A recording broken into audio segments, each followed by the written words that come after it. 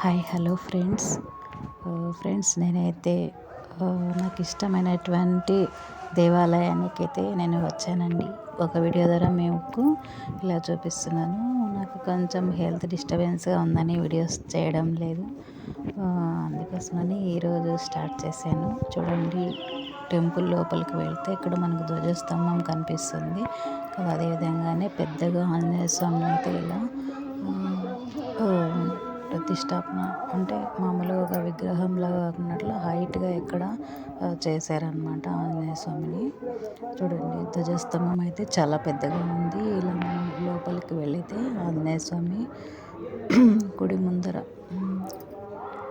ఇలా కళ్యాణ మంటపం అనమాట. ఇక్కడ పెళ్ళిళ్ళు అయితే జరుగుతూ ఉంటాయి. అదేవిధంగానే చూడండి, చాలా బాగుంది టెంపుల్ అయితే. అంత విశాలంగా గాలి వెలుతురు అంతా కూడా చాలా బాగా వస్తుంది. చుట్టూ కూడా చెట్లు ఉన్నాయి. చాలా బాగుంటుంది. చాలా పవర్ఫుల్ ఆంజనేయ స్వామి. నాకు ఇష్టమైనటువంటి దేవాలయం ఇది. అదేవిధంగానే లోపలికి వెళ్తే మనకు ఇక్కడ సత్యనారాయణ స్వామి వ్రతం చేశారు. ఆంజనేయ స్వామిని ఇట్లా వెండి రేఖ పైన ఇలా చేసి రూపం చేసి ఫోటోలాగా పెట్టారనమాట మేము. ఇక్కడ సత్యనారాయణ స్వామి వ్రతం జరిగింది. ఈ విధంగా అలంకరణ అయితే జరిగింది. చూడండి ఫ్రెండ్స్. అదేవిధంగానే ఇక్కడ వినాయకుడు అనమాట. స్వామిని దర్శనం చేసుకోవచ్చు. దాని తర్వాత ఇక్కడ మనకు ఆంజనేయ స్వామి అయితే కనిపిస్తారు.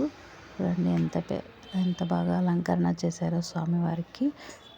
దాని తర్వాత సీతారామ ఆంజనేయ స్వాములు ఇక్కడ మనకు దర్శనమిస్తారు. ఫ్రెండ్స్, అందరూ కూడా మంచిగా దర్శనం చేసుకోండి. అందరికీ కూడా శుభాలు జరగాలని. ఓకేనా ఫ్రెండ్స్?